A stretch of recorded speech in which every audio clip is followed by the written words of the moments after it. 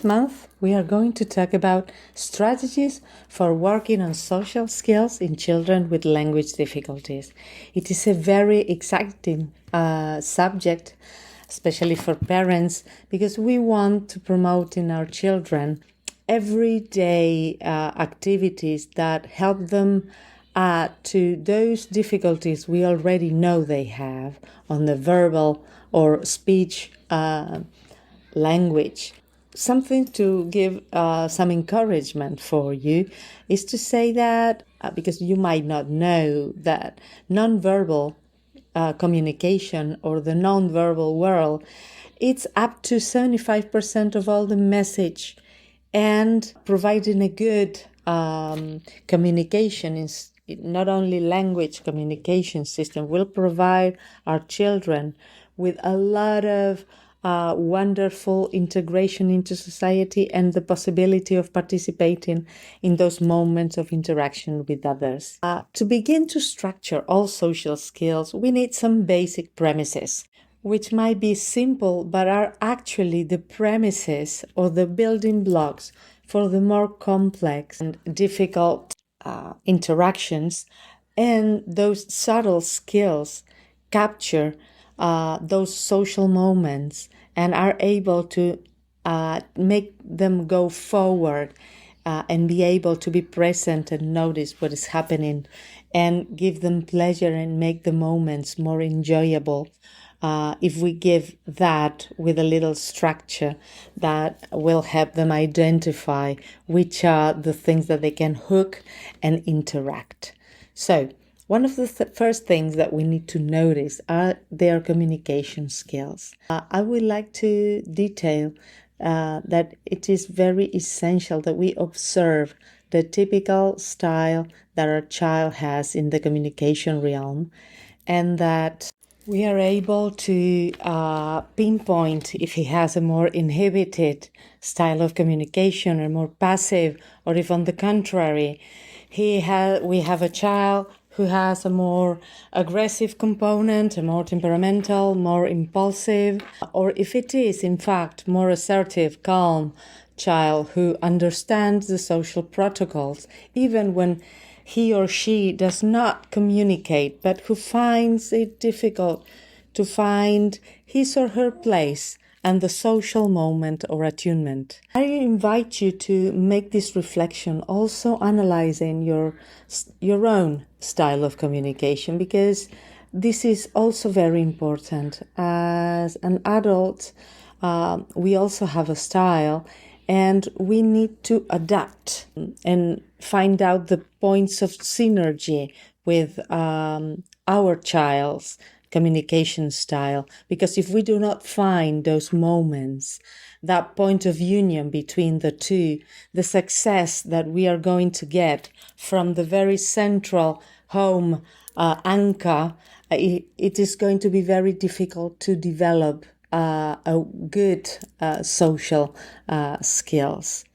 So we need to try to act from the type of communication that our child needs and elaborate activities that do not go in order to our style but to our children's style, so that he is able to participate more easily.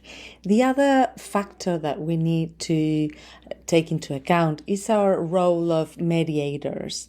Of course, we have to become mediators of all the situations that we create, because we are the thermometer of our children. We are, with our patience and our knowledge, the ones that are going to bring their realities and their abilities and also their difficulties and build a bridge so that they can explain themselves, they can participate in the social environment to which we expose him or her, in the park, in the supermarket, in the birthday party, etc. Last but not least, we need to take into account the body. Knowing our body is one of the most important skills when we work on children with language difficulties, and mostly communication difficulties. They enjoy many nonverbal skills that are transferred into the verbal modality, so we need to work into the bimodal work. to bring all the richness to the communication and the language. The use of gesture accompanied by words enriches deeply the communication with the graphic array. You can look at language, and if you do it in a systematic way, whenever one communicates with a child or interacts with him or her, it will generate a corporal knowledge that is related to that language, that also includes those aspects such as posture, that gives him information about the one they are, the interlocutor, in the people they are talking to, and it will enrich to help them be more assertive if they are able to put themselves into the right position, the ideal distance, or they incorporate any gesture that generate communication with their child. That will help them embrace the whole communication array and logically bring in more language and more social skills that are going to be derived from it. I invite you to work on the nonverbal communication and the interactions with your child, to be able to enrich those verbal interactions, to get into different levels of the communicative dimension that also help us to enrich, as I said, because it brings or represents more than 75% of the interpersonal communication. There are some basic social skills, also known as prerequisites, which are the foundational bricks for the more complex social skills that we know. The first of them is eye contact. We need to do that work, even though it is a very difficult skill to work on, but generally we do it as a premise in our work, because it's one of the first indicators that we have that parents and relatives very wisely in their diagnosed necessity. Specifically in this subject, it is essential to establish in our children the natural openness to the eye contact. We want it to be natural, so we are looking for them to have that starting point to begin with in the path of their social skills. So we need to be very attentive to all those glances or moments in where eye contact appears, and reinforce all those moments that appear spontaneously and encourage them and wait for them. And sometimes in this waiting, silence often encourage those glances that look for the adult as an active agent in the social participation.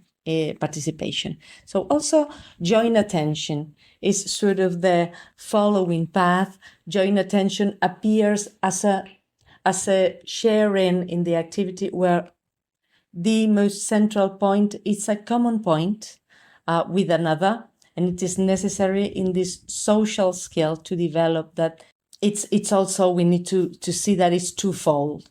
While I am present with someone, I participate and direct my attention toward another object, which can be actually an object, or it can also be an action or a situation. And this skill is the one we find when we read a book, when we look at a picture, when we watch someone doing something, or even if we watch TV, or if we sit down and talk with someone. The other prerequisite is communicative intention and spontaneity.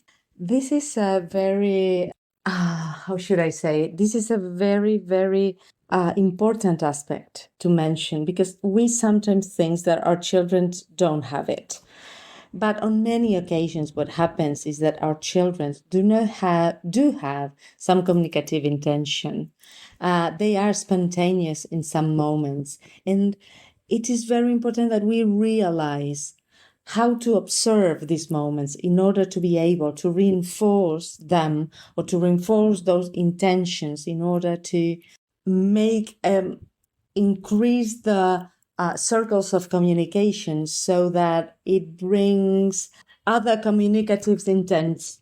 One aspect of those is always come up in the work on these skills, the difficulty that we have for us as adults to wait for the child to respond or to come up with some spontaneous action. Because sometimes it is one, but it's not the one that we expect to have or manifest in the moment, or he's possibly more skilled in some aspects, and then in some others, regular action doesn't come as naturally to him. But we need to understand their way of participating and engaging spontaneously in the interactions. And from that point, to engage in the longer participations where we begin to help them feel part of the interaction that are going to build all the bonds for their relationships, repeating over and over again those same processes until they learn and they know how to anticipate the response that is going to take them to our response that they are looking for. The other aspect is looking. We need to go a step further and teach our children the wonderful ability of looking, discovering, curiosity. We need to encourage, as we have been doing with these previous activities, for the development of the attention and to continue on the path of stimulation, for them to learn to look by seeing, to use, for example, mirrors, who is at the same time a very attractive object, and it also brings and enhances even more the whole process of attention and discovery of the other with themselves. Also, the fact of giving. We are heading toward the world of following instructions here, right? When we get to the giving point, the social world is very, very demanding and requires a lot of things from everybody. Living in society expects from us to be very knowledgeable about some subtle aspects of behavior, and that implies a way of seeing life, of walking and also dreaming. We prepare in this way our children to understand guidelines. Even the simplest ones are, for example, very important, the one of giving and asking. It can help to make them visual because it brings also the end of the transfer of an object. We can offer physical objects, and it is also a process of our guidelines of asking. So in the same learning of giving, we are already participating in the process of learning of asking. It is very important that children are able to understand this first guideline. It is almost one of the first things that we learn, and many times it is not perceived being of the basic interactions of learning. Then, of course, asking, because after the stability of giving comes a more complex skill, which is asking. We can say with more certain ground that when our children reach out and ask for something, it is almost immediate to the reaction of giving an object. But how different it is when they have to ask, right? Transferring that with stability so that they are able to actively participate as social agents with something as simple as asking for a toy, for a biscuit, or for attention. It would seem very simple, but it marks a great development of social intention and understanding of social protocols. Then waiting. Waiting sometimes initiates the interaction, and sometimes it makes someone else who invites it or have to remain attentive, waiting for the moment to intervene, right? Life has a rhythm that is made up by the rhythm of the whole of society and requires sometimes, many times of waiting, but a conscious waiting, not an evasion, right? It's not that leaving the room because you don't get what you want. It's the trained ability of staying expectant of what's coming, but knowing that it's not in this moment.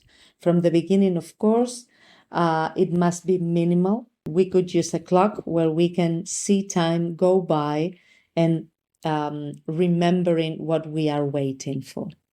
Social protocols are way of interacting that it's a little bit structured and predictable for our children.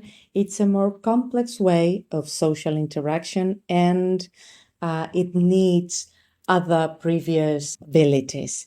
But from the beginning of the work with our children in social skills, we must integrate greeting and farewells, for example, as the beginning and ending of things, because there is a very important, at utmost importance in social skills. Sometimes it is often said that it does not matter what happens in the middle, but how something starts and how something ends is the most important thing.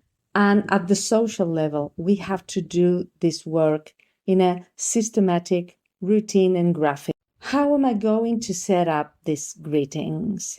Will it be with an image? Will it be with a gesture? Will it be with a toy, with a sound? How am I going to say goodbye? Will it be through a hug, through a handshake, shakes, through an exchange of an image or a doll? Something symbolic. It must be something like that, because the beginning, the greeting, and the finish, the farewell of something are symbolic things that they have to understand, that we will have to develop this work in our child throughout the gaining of all these very important skills. We need to refine it and make this greeting and farewell as close as possible to the social protocol that society normally knows. Among those social protocols, we include house rules. Society has all kinds of norms, but in order to teach social norms to our children, it is necessary to start with the norms of the first social institution that they belong to, and this is their home. We have to spend some time getting our children to understand the rules of our house, the possibility. One thing is to start on or two, not many rules.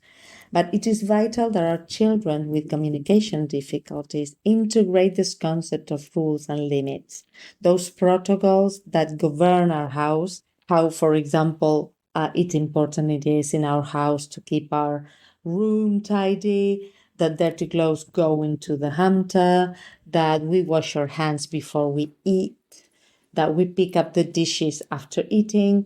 Each family will have its rules, and possibly, if we do a good job at this, we will see them spread and grow with our children and within our family. And we cannot attack the whole general factor, but we need to start with this particular level as we go and move forward. Provoking social stimulations. It's very, very important as we develop those social protocols.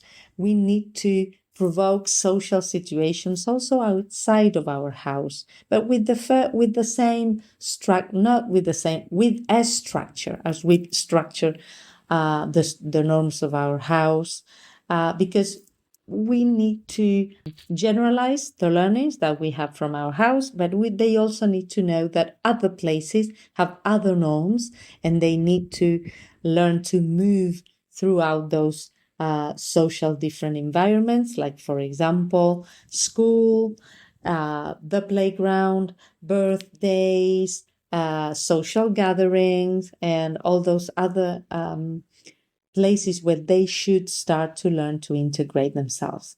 When we try and do that, we know that we need to expose them to some things that are familiar to them, so that there is no whole novelty in everything, right? Those environments need to be also known, because if we don't sort of cut the wheat from the grain, we are not going to be able, because it is going to be too much. So we need first to establish the ground of getting to know those backgrounds or those places, and afterwards we work on the social situations. Some of them can be sport activities, which require some social interaction. Even when they are individual sports, you need a coach with whom our children need to know how to interact differently than in the house or in the classroom. We rely on their interest and their know of the context, but we are going to also reinforce that systematically or weekly basis to manage the framework of the interaction that needs to be covered. We also can do that in some social gatherings with table games and interaction games. When we talk about table games, we need to know that it is a social environment. I know that sometimes the social work can seem like a immense mountain to climb, but if we take it step by step, you are going to notice that in every context that you work on, with time it is going to be easier because it is going to be a generalized learning for our children.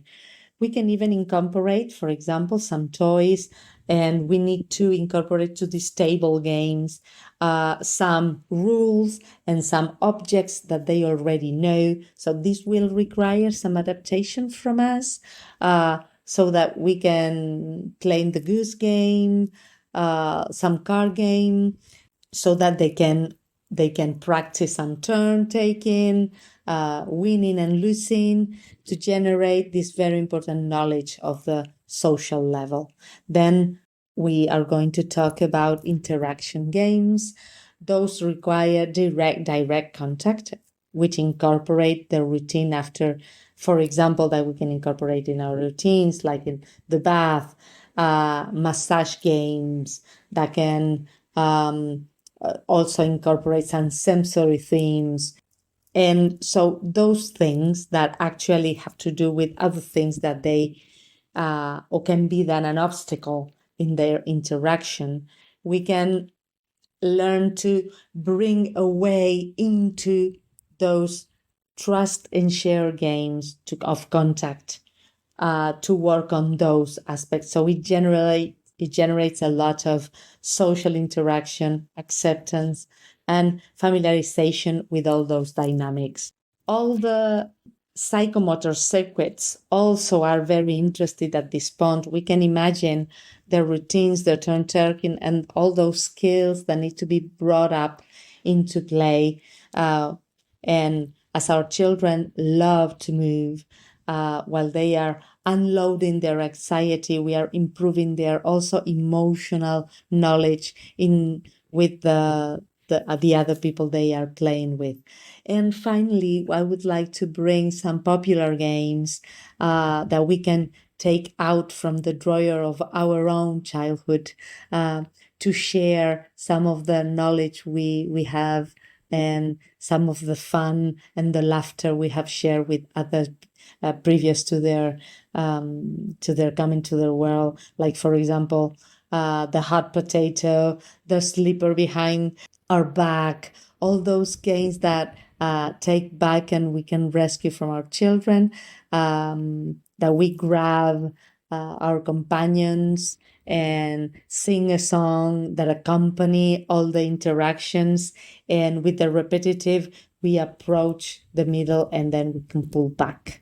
All the dynamics from your children to better accept all the social situation, to get used to holding hands, to share a smile or an activity, all those park game, swing game, sand games, all they relay on the movement that we can encourage for all the social work and all the integration and all the enjoyment and improvement of the quality of life of our little ones. For the practice bit, we are going to deep dive into what we could do and adapt to our children to sort of adjust to their capacities and needs, all the prerequisites and social protocols. So first of all, eye contact. We need to use objects on our face like clown nose, mask, hats on the head, so that we have eye-catching props to direct our child into the face space so that we can start to develop those eye contact. About the joint attention, all these moments that we can provoke attention into their favorite objects, moments that we eat our favorite food with them, where we present readings, photos, or videos, will encourage all those social initiations that are so important for them to be an active part of all the social protocols. About the communicative intent, sometimes it is a look. We need to be very attentive to the gesture for a shout out movement, but rarely nothing happens. There is always some kind of spontaneity that you need to catch so that you engage and by your response are able to materialize that spontaneity into some communication action. Even if it's not looking for a response at the beginning, you need to turn it into a stimulus that looks for a response at the end. And from that, it will come more intentionality. About looking, learning to look by seeing, we need to use mirrors. That is highly recommended. Let's introduce as many mirrors as it is possible in our house, and we need to have them at the height of our children so that they are able to promote this discovery of oneself, of the movement, of the gestures, and of each other. Because mirrors not only gives us another look to ourselves and others, what happens is that it gives sort of a point of view that gives another look of the things we know. And from there, you enter sort of the premise of a parallel world that mirrors generate, that screens generate, that universes of open behind the glass.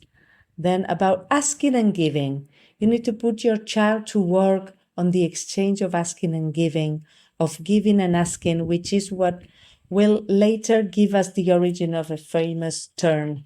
So it is important because it is very important in the social world, and you need to catch all of the interactions that are in those beginnings. For example, one thing that can be triggering of this is a plain misunderstanding or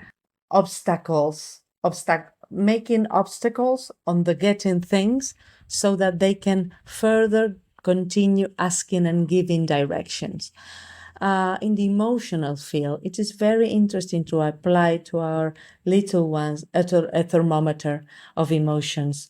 From red to blue, you can scale all of the primary emotions, and then with the same color, you can lay out the different intensities. Once you have all of those emotions in place, you can start adding more vocabulary and more relation to the body sensations with all the gradients within one emotion. That will bring further knowledge of self-knowledge and knowledge of others. And that can also be enriched by talking about the prerequisites. Why do we get mad in some situations? And for example, or why we cry in some situations, or what are the results, right, of a feeling? Then among the social realm that we've talked about, all the protocols that we can propose to our children, I would say that different types of role playing is the most interesting way to generate those learning and development. Even if it is a very simple or a very complex situation, we can introduce them, if it's possible, with our children in symbolic games. With others, we can also use dolls, or we can make stories that tells them what they can do in different situations, so that they can, in those imaginary or fictional arenas, start to know and to practice those social skills. And it also has to be chosen the means for that learning to make it attractive and simpler to them. Ideally, if we can count on a large number of people that can interact and play those games with them, would be the best, because each of them will introduce some variation or some aspect that makes the knowledge deeper and enriching. I hope you enjoy this, and I hope you know also that you can reach out to me if you need if you have any questions or if you need anything. Thank you.